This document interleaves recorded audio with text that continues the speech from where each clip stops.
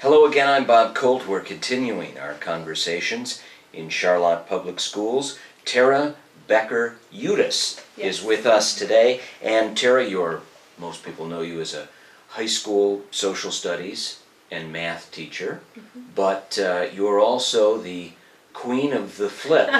Tell me what that means.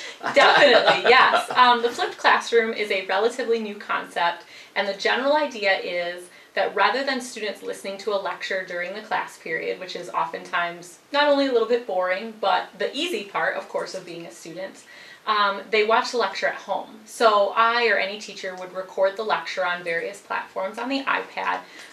Different apps allow you to do that, different software allows you to do that. Then the students go home, they watch anywhere from a 5 to 15 minute video at home. And then when they come into class is their time within math, especially for them to work on the problems. And of course, that's always the hardest part. You know, how many fights have you had over the dinner table with your, mom or dad and student saying, how do I do this? How do I do that problem? Well, now that work is being done in the classroom. So the teacher is right there, other students are right there to guide them through that process. Now, that's math. In social studies, where I flipped my AP government class, they were able to... And when you say flip, what do you mean? So I mean that they watch, so rather than the lecture being during the school day, it's flipped to where it is now at home. The lecture's at home, and what would be traditionally considered homework is now done during the school day. Okay, that makes it simple. Yes, exactly. And so, how have students reacted when they see you record the lecture? It must be easy for them to go home and make the time because they're used to interacting with technology. And they'll take a look at you and then come into class prepared. Generally, yes. Generally, It is a teaching. I mean, yes, students are very familiar with technology, but they're often very familiar with technology in terms of games and social networking. So I always start the first week, even of AP Government, which is a college prep class, we start the first week modeling those videos and modeling how to watch the videos, how to push pause and take notes. And a lot of students, they tell me, they're like, I love it, I can pause you. Apparently I'm a little too much sometimes, but they can pause, they can rewind, and so then they can come into class prepared. But it really takes that modeling for the first week to get them ready to really, here's how I'm going to watch this lecture, because it's different than a traditional lecture. And how have the students adapted? Very well. Last year was my first year that I did the flipping, and to be really honest, the first couple weeks were a struggle. They would come for them or you? For both of us. Okay. Because I would come in. For the last 8 years I've taught AP Government. I'd come in, I'd do my lecture, and move on, and life was good. So it was a transition for both of us, and the students expecting, well, just tell me, Ms. Becker, what we need to know. And, well, no, you watch it in the video. What questions do you have? So when they come in class now, the first 10 minutes is devoted solely to questions. And I go from group to group asking them, what questions do you have about this video? Which forces them to think critically about, what did I understand? What did I not understand? And so you've done this for a year. The results show you what? What do they show you? They show me that it was really successful. I had double the number of students that took my AP Government class last year, and my scores stayed the same. So what we saw was that even though we put a lot more students into the AP classes, and a lot of students that were non-traditional AP students were in my AP classes. And AP advanced placement for most people. Exactly, thank you.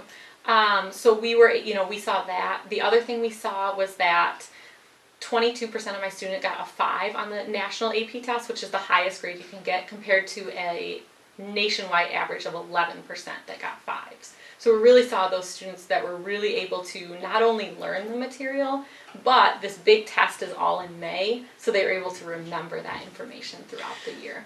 So why did it take you so long to adapt then? You mean adapt at the beginning of the year? Well, no, I mean to make the change, to adopt and adapt this. I mean, the technology had been out there. It was just the whole idea of making the change. And this is really kind of an unusual form that you had to jump into to really do. Why do you think it took so long for educators to make that kind of change? Ooh, good question. Well, I know it took me a while because I honestly didn't know it existed.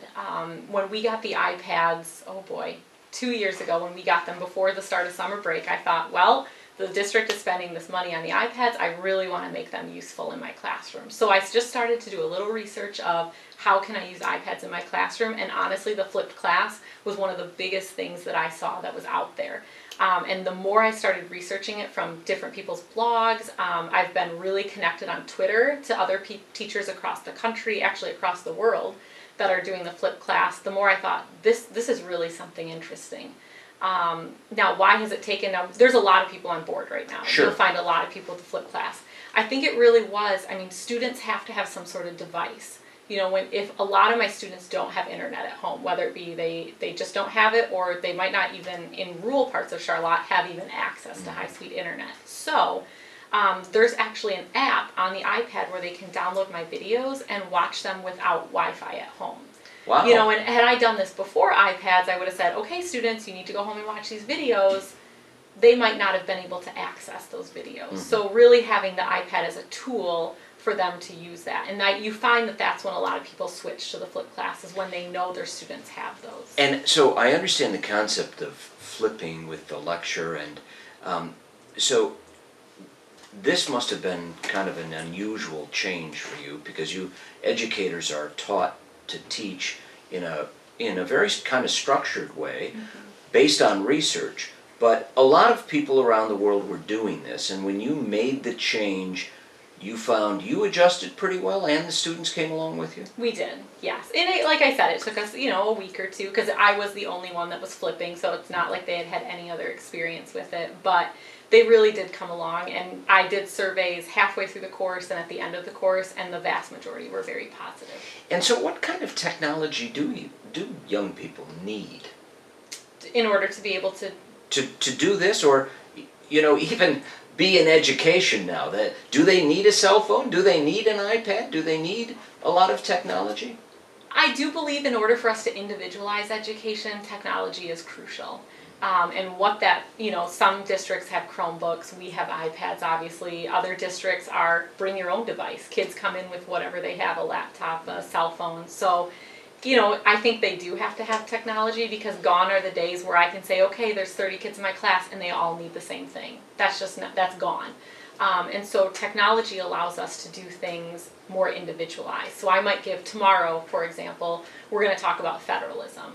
And I'm going to give students different cases where federalism has been very controversial in our history. They're going to pick one that looks interesting to them. And that's just a very simple case of how you can differentiate. Well, so walk me through this again, and let's use federalism as the case study. The kids come in and they have kind of a menu of cases or situations that they could explore, and they can explore any one of them and then come into class the next day and ask you questions about it. That's how you start. No, actually that would be the classwork, is the exploration. So the video that they would watch would be me simply lecturing about what federalism is, the different types of federalism, and how federalism has evolved. So a pretty simple, basic level video that they would watch. They would come in, the first 10 minutes up on the board would be the standard that we're covering, which is 1.3.1. And then I would have key vocabulary and key concepts. They would then have 10 minutes with their groups to talk about those items, to look at their flashcards, to talk about what they understood, what they didn't understand, and I go around to each table ensuring that, what questions do you have? And that's another case where I'm able to differentiate, because this table might have a question about a certain topic, this table's question is on something totally different. Some cases like today, for example, in class, they all had the same question. So I knew, I did not cover that very well in my video, I need to recover that. So then tomorrow, after we do our 10-minute question and answer, we'll then go into some of those case studies. And so then I'm there and can help them apply the simple knowledge that they learned, or the kind of the lower level knowledge they learned in the videos, to those complex situations. Well, so young people at least have to have, they have technology skills, but they have to have communication skills now coming into the classroom. And you're teaching social studies, you're teaching math, but to really explore the subject, they have to have good communication skills be willing to listen and ask questions. Exactly. And the questions are hard. I mean, it's hard for students, especially my AP students who have not been used to asking questions because things come quite easy to them, to get them to really come up with what didn't you understand. And that's where the flipped class really brings in the ownership of your own learning. You know, I'm not going to stand up there and reteach this. You need to watch the video and you really need to come up with what questions do you have. And I might guide them through, you know, like I told you, I put the key questions up there that kind of helps them. Okay, did I understand that sub part of the standard? Did I understand that sub part? And then that's a little easier for them to know what they understood and what they didn't. Do you find that young people are learning more in this kind of system by interacting with others or interacting with technology? They have to do something rather than just receiving information. Exactly.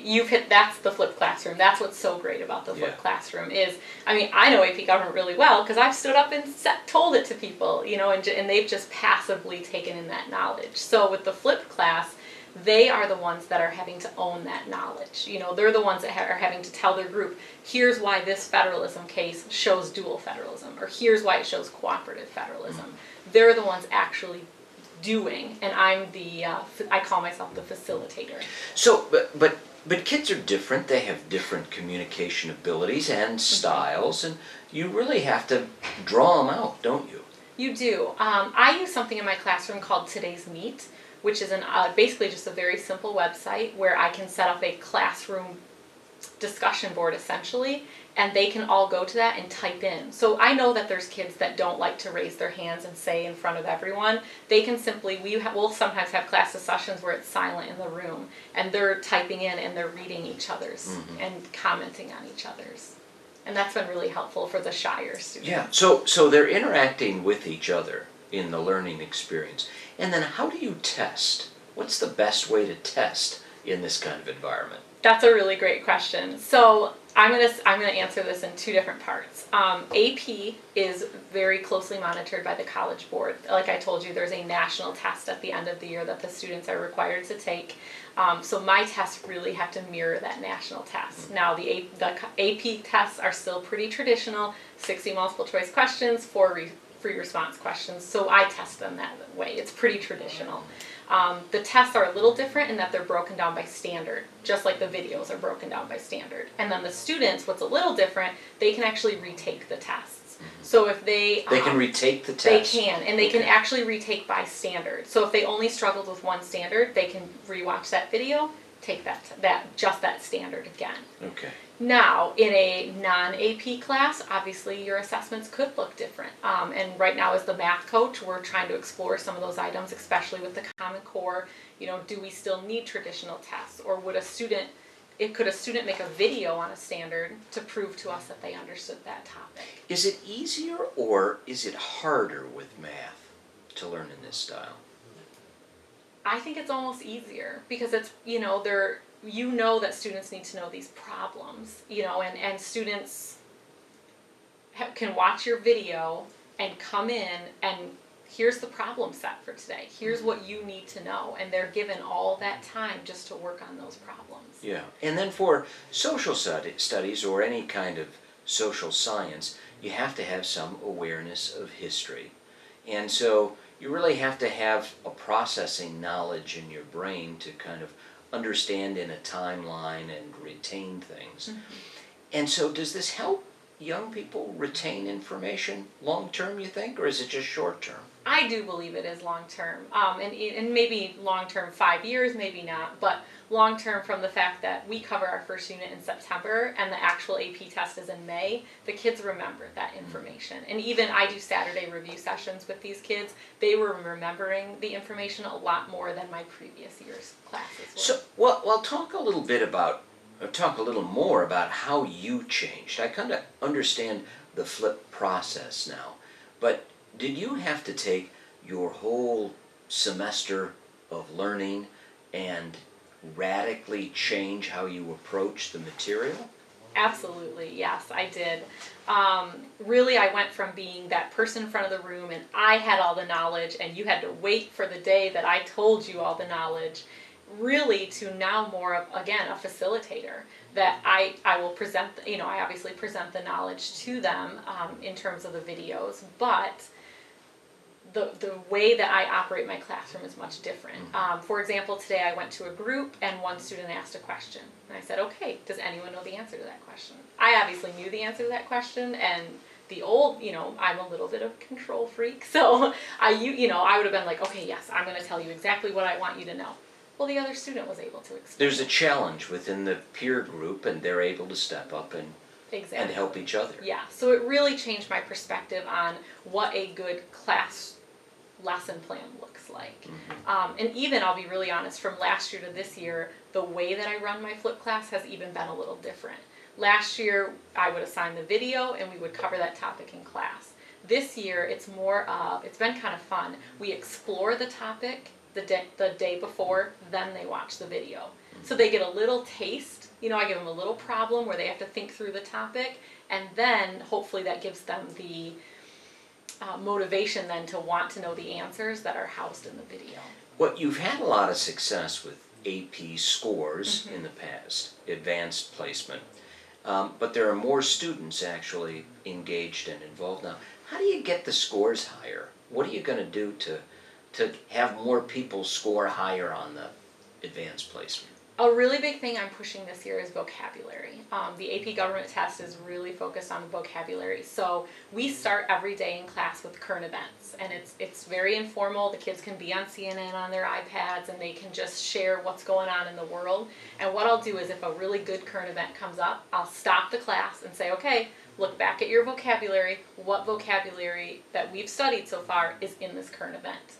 For example, when Barack Obama came out and gave the national address on Syria, the next day in class, we talked about all the different vocabulary words that were inherent in that article. And the kids came up with 5 or 6. Yeah. So then my goal, of course, is now that they've related it to an actual current event that is memorable, those vocabulary terms will stick with them. What a great active case study that is, because it's real time.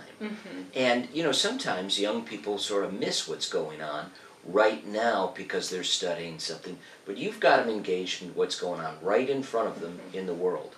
And so what are they learning about this? You said 5 words. They must be learning a lot more than that. I think so. I mean, we talked about, it's funny too, because I even introduced them, like, there's more words that go with this, and for some from Unit 5. So they're learning about how to shape the policy agenda. We looked at a Gallup poll that showed Syria on September, I believe it was 8th, was number 3 or 4 on America's most, what's the word I'm looking for? Top priorities. And so we're going to then next week say, okay, where is it on the policy agenda next week? So that's one of the key vocab words is policy agenda. So we're going to hammer that hard. So you get to see how issues change in popularity and whether or not they're on the public agenda over time. And students can participate in that. In that instance, you must have to do a whole lot of listening to the students because it's not like you're just feeding them information.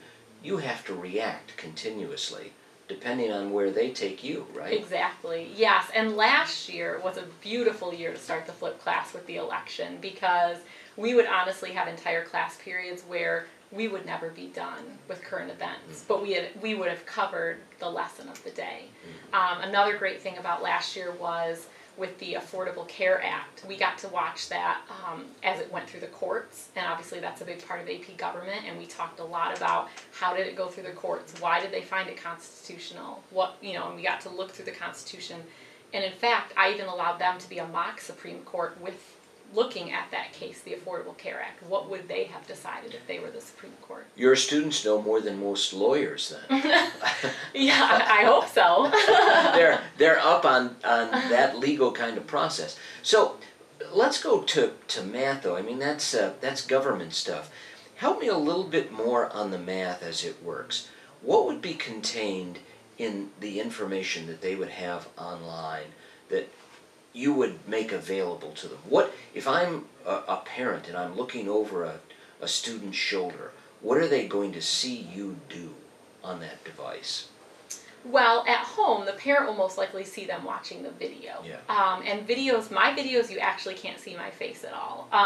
So it's just basically a whiteboard where you'll see the problems being worked out. So you're working on the problems, and the student is seeing right in front of them on the screen how the problem's being worked. Exactly. They're hearing your voice narrate and talk over them as you're writing. Exactly, yep. Okay. And so then what sometimes, and again, the flipped class varies from class to class. There's no set way that the flipped class has to happen. So, you know, some teachers then they'll do a problem and they'll put a practice problem up for students to try. And then those are the problems that they can then go over the next day in class. And that's where you get paused.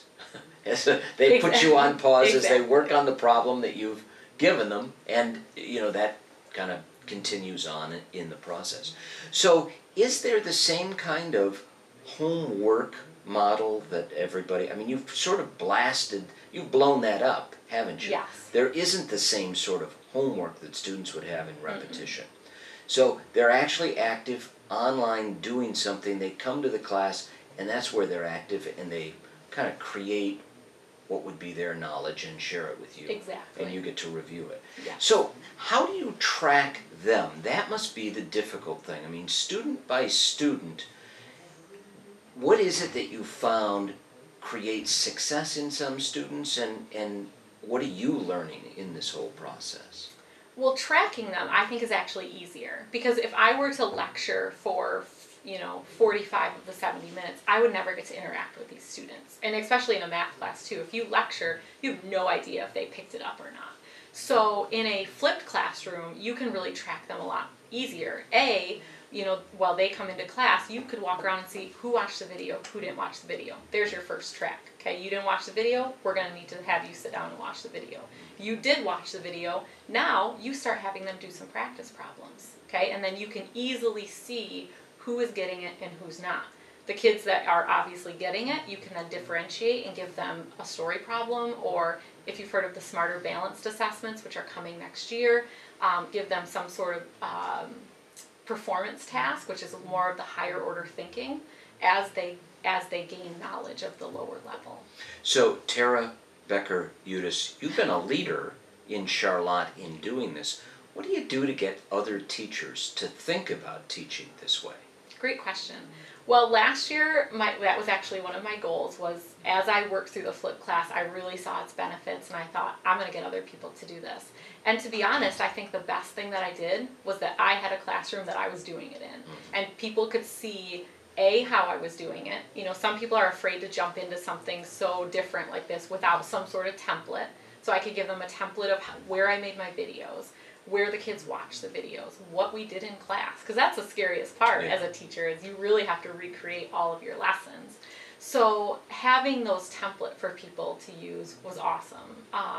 The other thing that our district bought us the flipped class book, and all those teachers read it this summer. And so a lot of teachers came back with really inspired by the book, which was written by 2 teachers as well, and were really wanting to ask me more questions. And so just being that provider of information, and not saying, I'm doing this and you have to do it too, but I'm doing this and here's where I'm seeing success with my students, I think was helpful for people to jump on board. Well, you've changed the whole structure of your class, which is really admirable, and now you're going to have to deal with new technology in a couple years, because it recycles in about 18 months, doesn't it? What could possibly be next that we would come up with that young people could use in the classroom that you haven't thought of?